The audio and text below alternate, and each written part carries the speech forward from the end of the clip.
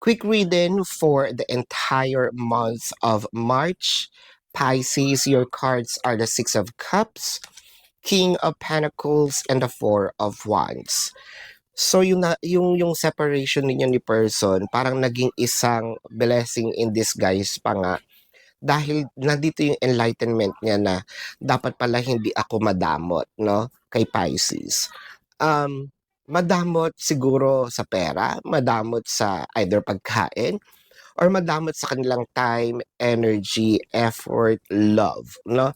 So ngayon with the King of Pentacles, nandito yung effort na ibibigay sa'yo, parang eto na yung inaantay mo, hindi dahil gusto mo lang, gusto ko na rin siyang gawin. With the Four of Wands in here, eto kasi yung parang sinasabi nating celebrations of the relationship is becoming more stable, no? Either magko-cohabitate, no, or live in together, or uupa ng bagong bahay or bibili ng bahay. Building a family is also in here o magpapakasal, no? So this is your quick reading for the entire month of March, Pisces. Predicting future is my purpose. Yelling the stars align.